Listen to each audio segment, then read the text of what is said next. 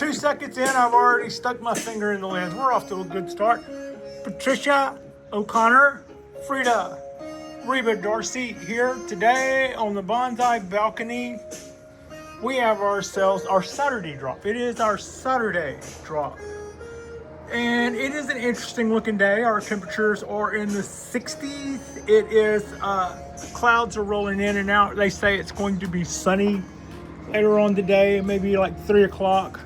I haven't watered yet, but our temperatures have been pretty mild. Nobody's at the twisting in the wind state. Some of the pines are just now, some of the little black pines are just now ready for a little water.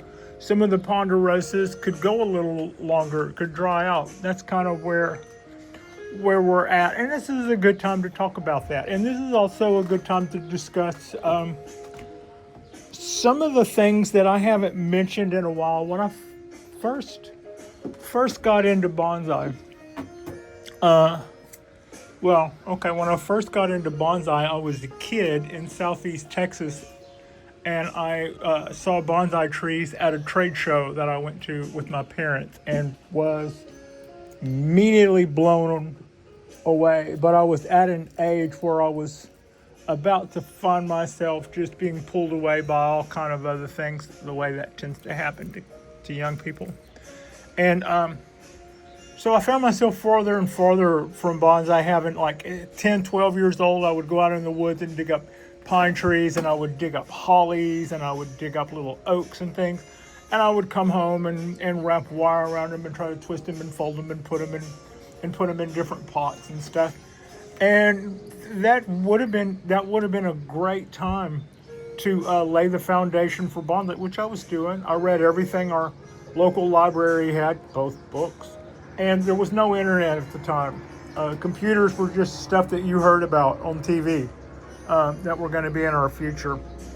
So the wealth of information that we take for granted now was a long time in coming for me. But I grew up and got farther away from the trees, and other things took their place, and then careers took their place. But I would, every once in a while, in a quiet moment, remember those days as a kid collecting little trees in the woods. And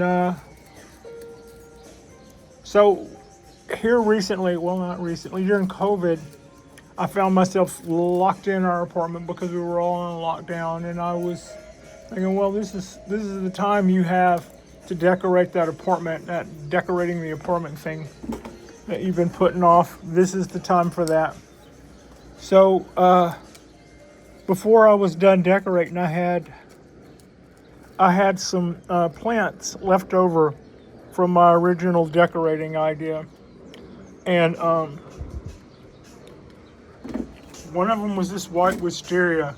This is, as bonsai goes, this is a very popular style for beginners. It's called stick and pot. And it's kind of what you do before you know what to do. You get a stick and you put it in a pot and you go, is this bonsai?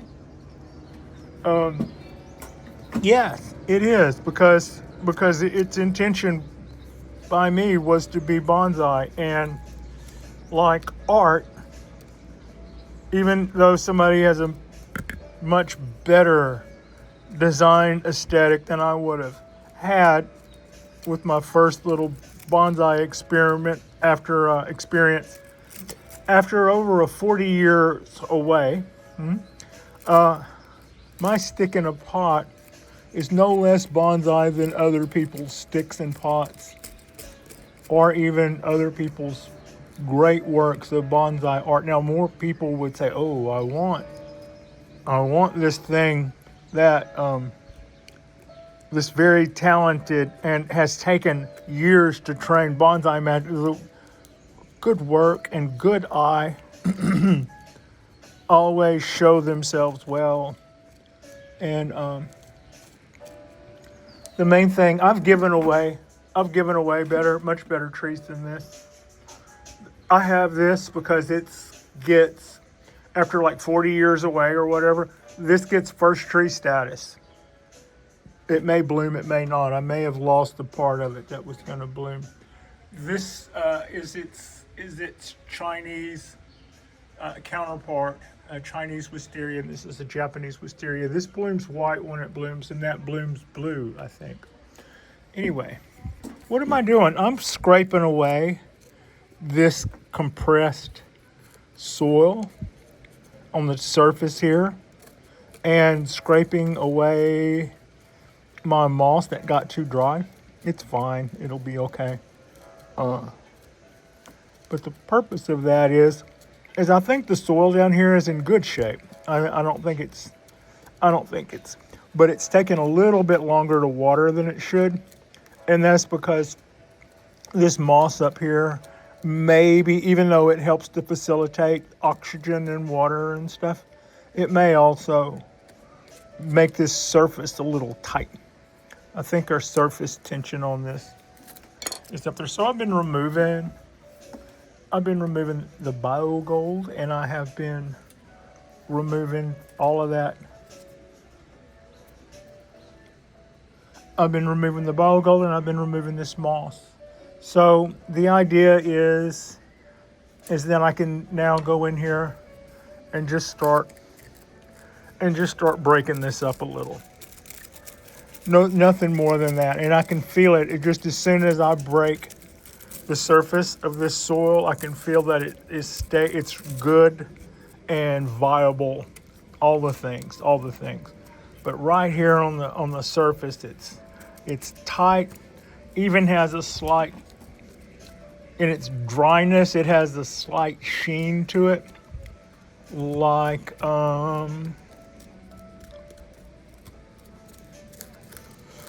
maybe the moss has broken down some of the substrate, or maybe even microorganisms have lived and died to such an extent that they've created like a little coating on the surface. But if you look at what I'm doing, this seems tight.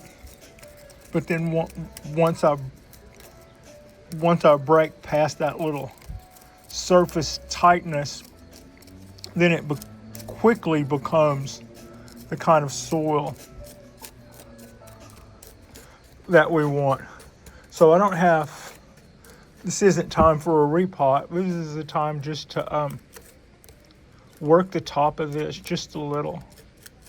And the good thing, there's not really that many good things about having soil that's that compacted on the top. It's not going to kill us. It's just going to take longer to water. It's going to take longer to move past the surface. The system that I use, my method is to coat the top of the pot with water, let it soak in, and then come back and do it again. If it soaks it in, relatively quickly, then, maybe no. I never water the foliage on an oak, not my California oak, not my cork oak. That's a no. But when I'll water it in here, let it collect on the top, and when I stop watering and back off, if it soaks down that fast, then I'll go back in. But if it's going to take it a minute or two, and I'll go on to other trees, and then swing back. But swing back I do. So. And the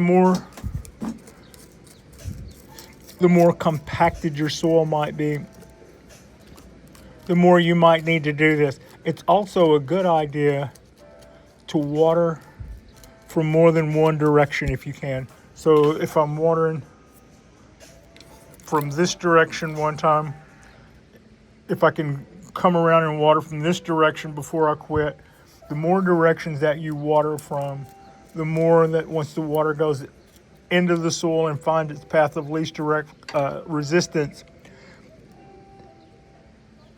if you've got more than one path of least resistance, then that guarantees that the individual particles are going to get wet, good and coated with water on their way through the pot.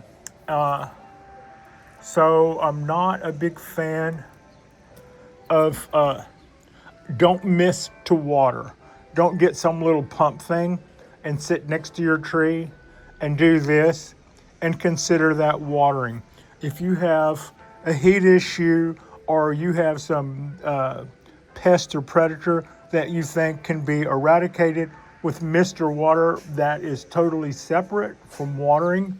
And there's one good way to water. Now, here in California, I'll wake up, sometimes I come out here and everything has a freshly watered look to it. And if I look down on the sidewalk, down there at the pools, it'll be a mixture of, it'll look wet, like it just rained.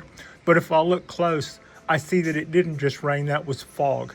And you can tell because the fog comes in from a direction, and the back side, what would have been like the shadow side of poles and buildings and stuff, where they were sheltered from the incoming fog, leaves an imprint of dryness. So I can tell that that wasn't a rain, but that was fog, and this is just the top. And so if you come out and you look and the tops of everything is wet, that's not watering. That's not watering, and that's into, as a habit, think, well, we got a good watering this morning, I'll skip this. That's a no. That's a no. You don't know that it got watered unless you water it, or unless you were here to see the rain come down and see that it got enough water that when the water came out of the top of the pot, it also came out of the bottom. And that is a great practice. What we want to see when we water our trees is we want to see the water go in the top where we've just applied it. And we want to water it until we see it come out of the drain holes in the bottom. Both things. And otherwise we don't know that we've properly exchanged our water and our oxygen. And we refer to that as percolation. The proper percolation of water and oxygen. As we apply water and it soaks up in the pot, we want it to go down the pot and then come right out of the drain hole in real time. If we can pour it out of the top and then see it coming out of the bottom, that would be preferable. That is A1 perfect. If we have to do that in stages to see that happen, then we do that too. And then make sure you get all of the surface area. And also, so you heard me say that I can't water the foliage on my oaks. They definitely do not like that. It will look sick and die, and you can wreck the foliage. You can definitely wreck the foliage on an oak that way. But also, when it comes to my pines, I tend to be less worried about that. I water them to keep them dusted. Somewhat because we've got construction going on right now, and that doesn't affect them the way it does the oaks. But having said that, that also plays into the water from different directions, and water the whole surface really well. Water, when it comes to things that have bark on them like this, and bark is what we want in our trees to denote our age, and we don't want to wreck that bark. So I'm not going to stand here close and try to water in with force to make sure that I get the point across.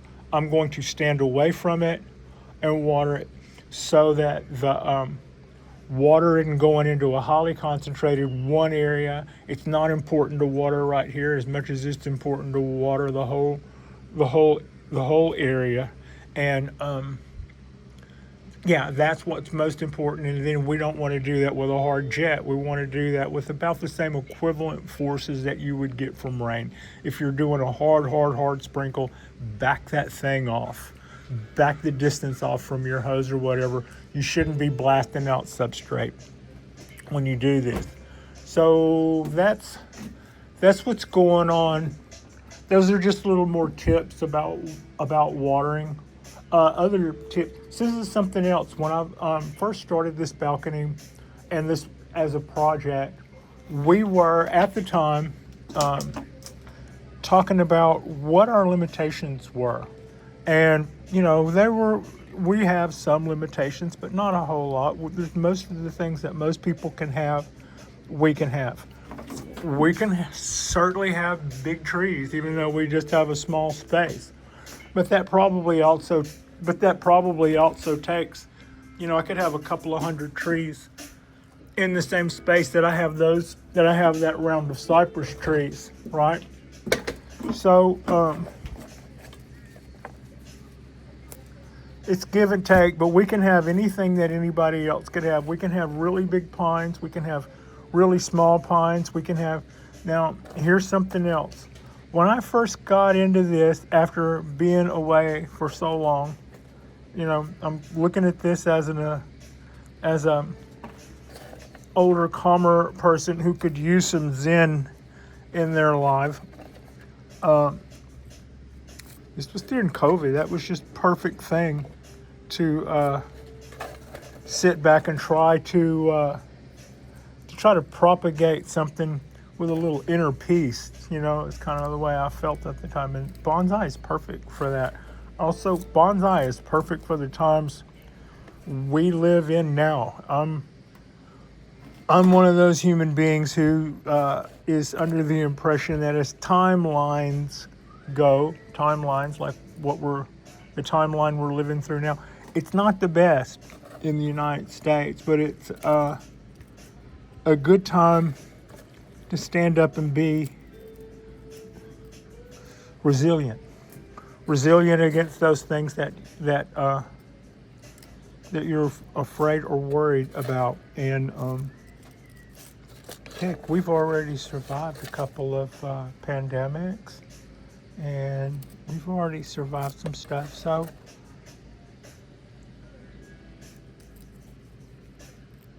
between our projects and our art and our ability to see also the good, that's a big help. That's a big help. And it's like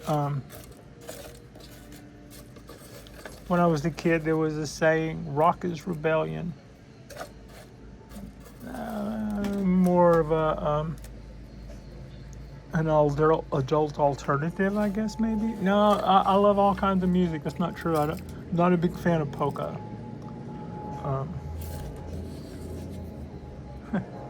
Poor polka. Why did I single out polka? Anyway, I'm pretty much open to all types of music, and that's just a little, put the dressing back there. And that's also a little discussion about watering tricks. Now, here's something else. If I were going to disappear for a couple of days, I could put these guys in a pan of water and they'd be fine. I keep this guy in a pan of water and it's fine. I have to always remember to hyper water this guy because it's also a water-loving species. My Dawn Redwood is not necessarily a water-loving species, but as they say, it likes to have its feet wet, so it does need to be watered.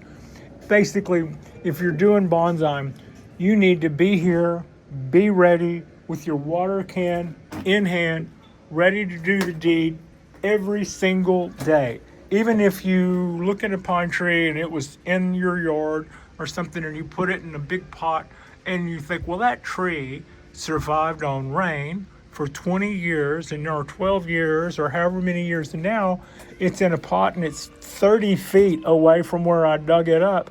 So surely the same rain that for the last X number of, no, because now it's in a pot. That changes everything. It needs you to step up. So that's kind of the deal. That's kind of the deal there. Now, I said going in the time that I had been away from bonsai, as a kid, before I got into bonsai, I had also been into orchids. I grew something called Phalaenophysis orchids. I also was into carnivores, Venus flytraps and various pitcher plants and sundews and that kind of thing. And so I was, I'd kind of had a little background. I kind of had a background in horticulture and growing stuff and found that fascinating as a kid. So even the time that I was away, I was still collectively learning about plants. I would see something, I would read about it just in an off time and stuff. So as, the knowledge increased and stuff about different, I came into this with some background And my background may have been as a kid who was also limited to the amount of information they could get. I got some things wrong. I kept seeing people chopping in the soil, and no matter how many times I read it, I thought for sure something was lost in translation, and they were packing those roots in so that they couldn't grow. I thought that's what they were doing. That's not why we do that. We're trying to get rid of air pockets when we do that. But anyway, but now as an elder person, I already came into this almost like I had never done it before because I had been away for so long, and I was limited to the information that I was could find at the time when I was young. I wasn't going to read. I was just going to go through and look at the pictures for the most part anyway at that age. But then I was also there wasn't a lot of pictures or books to look at. I think our library had a Peter Chan book and an older book from the 40s or something that was I would like to go back and look at that book now that I think about it. But so there wasn't a lot of info, but I did have a lot of botany experience or horticulture experience with other things. So I kind of had a give and take. And what I thought going in was, you'll be okay with this if you try to grow local. That was kind of my idea. Like if at the time had a couple of cars and I love to drive and go places. And I don't if you're sitting just a few miles out of town or sitting out of town and you're at a red light on some road somewhere, notice what's growing there. And that would all be stuff that, if left up to its own devices, would grow well there. So for you to make that into a bonsai means that you have to learn bonsai, sure. But you were doing that with something that is already, if left to its own devices, would probably survive there. So you don't have to worry about that. I want grow what you would find growing there normally. That means that you have to learn less to keep it going. Now, you still have to learn a lot to make it thrive, and you have to learn even more to make it thrive as bonsai. Bonsais aren't grown. Bonsais are made. And I also broke that rule. And I can show you the examples of me breaking that rule and what it cost me. Black pines, it just sounds like I'm skipping around, but I'm not. Black pines do very well here where I live in the Bay Area of California. This is Alameda, California, real close to San Francisco, but it's really close to on the water. I'm right on the ocean. So this is probably very, very close to the climate these trees evolved in Japan, which they were also coastal trees. I don't get hurricanes here. Where they come from, they get their version of hurricanes. So that means that it might have been even a little closer to my old home. Ooh, just knocked the camera. A little closer to my old home in the Gulf of Mexico is a climate that has this type of storms that these trees have adapted to work with. In other words, it could be stripped bare by a hurricane and produce a second flush. That's what those guys do. So growing something that does well here or would grow well here on its own is a definite plus, and takes out a lot of the variables when it comes to trying to grow. Now, so that you can also see examples of people who get attractions to trees kind of based on the opposite than that. It's like if you think that something is not a good prospect, or you're told that something won't do well here, all of a sudden that can seem like a good, it's just like I was never so attracted to a tree until you said it wouldn't do well here. And then all of a sudden now that seems like the challenge accepted. We're kind of made that way, to some extent. My ponderosas are a challenge accepted. It's a challenge I'm willing to accept to see if they live or die when it comes to these small trees, and I'm really going to be heartbroken if they die, but I've been told that they would, and I've been told that they wouldn't, and the only way I knew to find out different was to buy 10 of them and give it a good shot. 2, 4, 6. There might be one or so. Yeah, I've still got 6. The 4 I don't have. 1 or 2 might be around here somewhere, and I just forgot about. No, that might be the 6 of those that I still have. And we're talking about of this purchase, 2, 4, 6 right here. Heat. I took out a couple in our 90-degree heat. They went almost immediately, so leaving little doubt as to what it was they weren't good with, leading to their demise. And then I think I bent one badly enough that it succumbed to that, a bad wiring job, and I broke it or something, and I was finding out that they're not quite as resilient as pines when it comes black pines when it comes to that. So growing things that would normally go well here, things that you see doing well in other people's yards. In the Bay Area, I see some tropicals that just live year around here.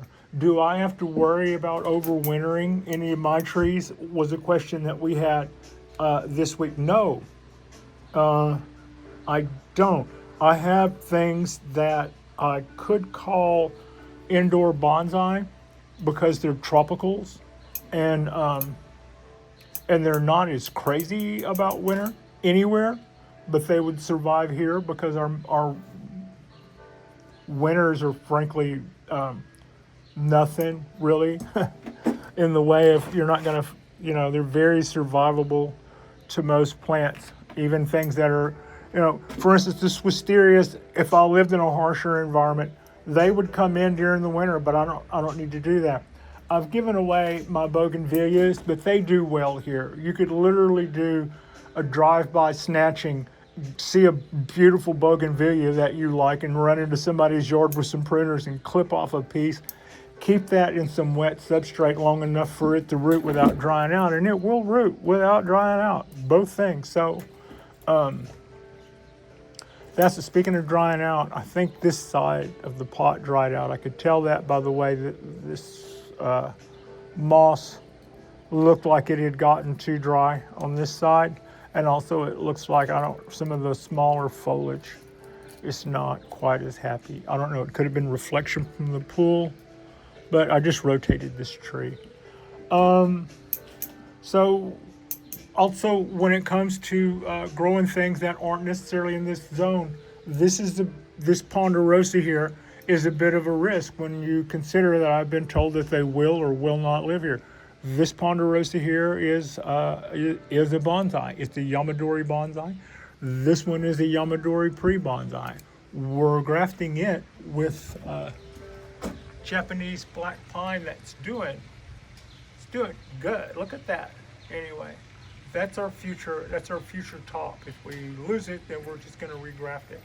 But I have to be careful about regrafting it. I have to graft it with the very, very same stock is what's listed on the tag that's hanging off of it, or it would look different when it grows out. So that's what's going on. So grafting in this case would have been a way to keep this tree happy in the environment that it's in now, because it's not growing in the same zone that it was spawned in, that it evolved in, right?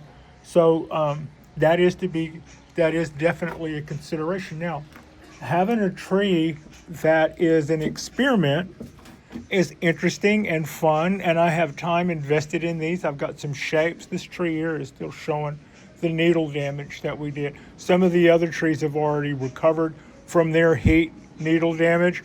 This one slowed down a lot. Also, I did a rebend of this tree about a month or so ago, so I think I might be seeing cause and effect to it's taking longer to recover. So I'll just keep an eye on that. But that's these are the times when I've decided to step outside of the comfort zone of what would normally grow here. Now you see, like we all see videos where people love to dabble in things that aren't necessarily growing in there. Nigel Saunders, who has who has the bonsai zone. His, a lot of tropicals, and he's in Canada. So one thing that if you're walking around the streets of Canada or rural Canada, you're not going to see a lot of tropicals out there. So there is sort of a thing where you can be attracted to things for the challenge of it.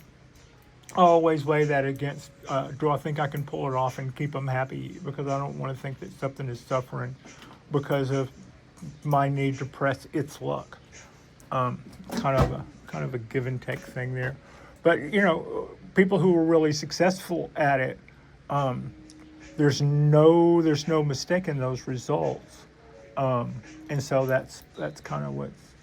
So you do find yourself attracted to things that are maybe, but in the beginning, if you want to make it easier on yourself, also, to me, to be invested in this pre-bonsai, that is more or less a little over 100 years old, I do feel stress at times over whether or not I'm on the right path or whether or not it's definitely a little bit of the opposite of Zen, but it's also exciting as long as I get away with it. That's all I'm going to say about that. I'll be glad when my grafts, my Japanese black pine graft on here is doing better and is more pronounced and is more a major part of this tree so that I can start cutting back the foliage that is not for this zone, allowing that to flourish and become the new top of the tree.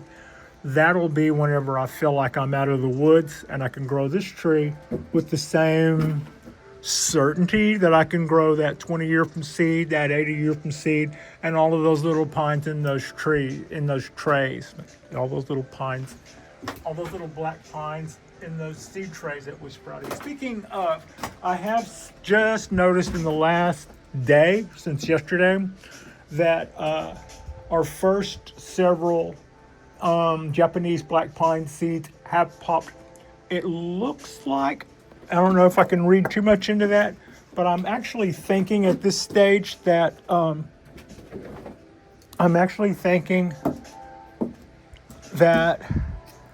planting the seeds at 48 hours instead of 24, the way I thought I was supposed to, probably gave them a head start.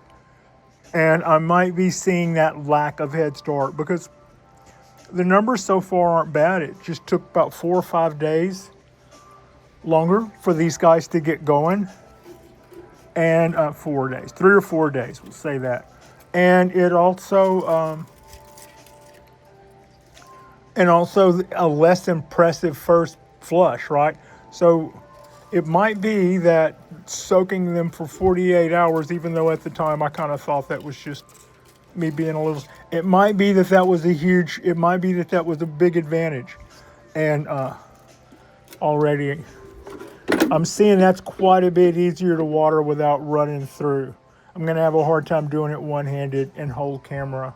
But normally I was having a little bit of trouble keeping water from pouring over the side. And the more water pours over the side, the more I have to water to get it in there. So yeah, I was glad to see that.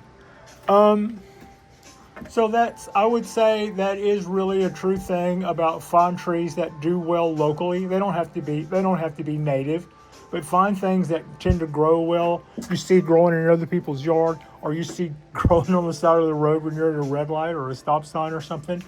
And that's something that you can eliminate. You can eliminate that need to find out exactly what that needs to grow, knowing that you've got its locality in your favor. You still need to know how to treat that as a bonsai. You still know how to treat that as a plant in a container versus a plant that was in the yard. Totally different. These guys in the yard would not need to be watered nearly as much as I need to water them, but I need to be here every single day with water can in hand, ready to go, and misting. If I missed part of that follow up on this, misting plants with a little pump sprayer until the top soil looks moist is not watering the tree. It needs to be watered all the way through. I would I've seen people use misters before. I would not do that. I would not use that as a means to water my trees. I would use that as a means to water my trees or spray something on my trees or fertilize my trees if I needed to do one of those tasks. But I would also realize that that is not an effective means of water and oxygen exchange percolation for a bonsai tree in a shallow container. That's kind of the ins and outs thoughts of that. And something else that I'd mentioned it before, but I hadn't gone too deep on. So you go, let's see, find something I can get close to. So you go up to your tree and the top of the soil looks dry. And you scratch in just a little bit and it's wet. Okay, that tells me I don't have to water this tree. The part where I'm not going to work today is reassuring. I really don't have to water this tree because I'm going to be here all day. And should I do that at 3 or 4 o'clock and get a different look because the temperature is higher or something? Then I'm still right here. I can right there. But right now, I don't need to water this tree because of that little test said that no, I'm good. Now, let's say I do that little test and it's dry, but then I go just a little bit deeper and it's wet. You can almost always do that. This kind of goes back to my using a little weenie skewer to see at what point it's dry or moist or whatever. When we scratch the soil away to see where we are, if we just go just a little bit, just a couple of centimeters, and if it looks damp, then that tells you, in this ponderosa's case, or the same would have been with the pine tree's case, not to water. That doesn't mean we dig deeper and see if it's moist. At some point, when it comes time that it should be watered, we would still be able to dig far enough down and find some traces of moisture in that soil. So when you do the little scratch thing to read whether or not you should or shouldn't water, let that be your answer. If it doesn't look like it needs water, do not then decide to go deeper. And if it looks wet, go, see, I knew there was still water in there somewhere. No, that's a false reading. You're not supposed to do that if you're going to use this scratch method to tell you. When you just scratch the surface there and it's dry, that should tell you to water, or that should tell you not to water. That shouldn't tell you to scratch deeper and see if you can find water. Even if it needs watering, you will be able to go an inch down and get a false reading if that's what you were still looking to do.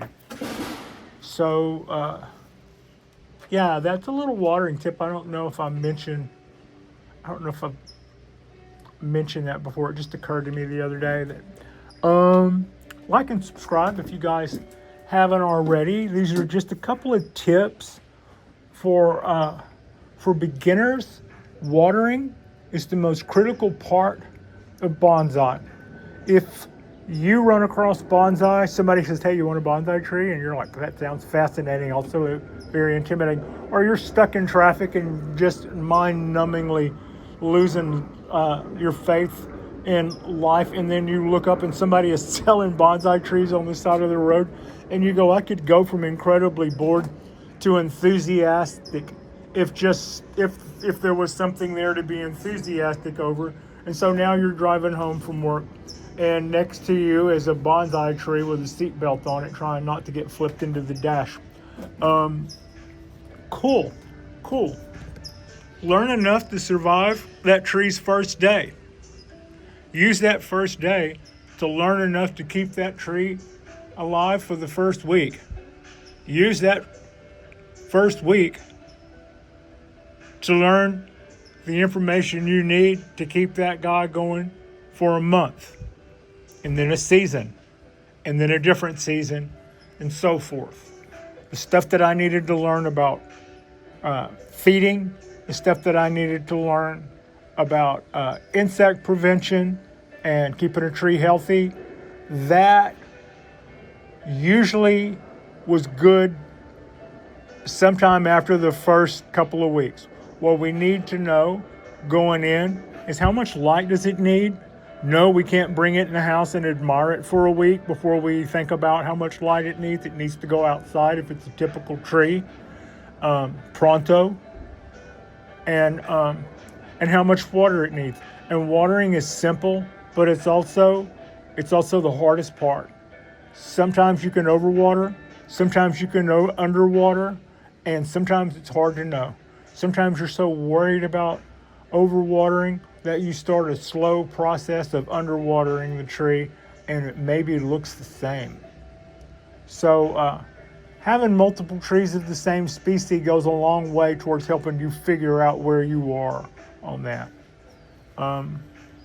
Like and subscribe if you guys haven't already. I hope these little tips were helpful. Just a couple of tips about watering, also a couple of tips about how to get started in bonsai and how to break this off into, you've got so much to learn when you start with bonsai. My suggestion is to break it down into learnable lessons. And I'll break it down this way. What do I need to know to keep this tree alive today without killing it? Well, I need to know not to put it in the oven.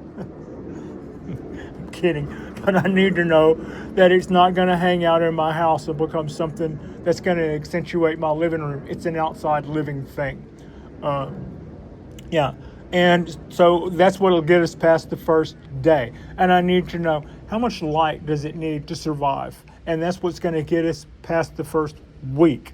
And then what kind of fertilizer and how much is too much, and what are the, I could over fertilize it and kill it, or I could kind of like misfertilize it and cause it to stretch out and become something that's harder as an amateur for me to figure a way to around or maintain. So those are like your how to keep your tree alive for the season is what the category I would drop that in. Ramification and stuff, the longer you wait to learn something about that, the more you may cost yourself time on the other end fixing things that you let go too long or mistakes that you made. Other than that, it's not as critical as watering and not letting the tree get too hot or too dry or too cold. Don't water with hot water. Don't pick up a water hose that's been in the yard soaking up heat all day and apply that to your bonsai trees.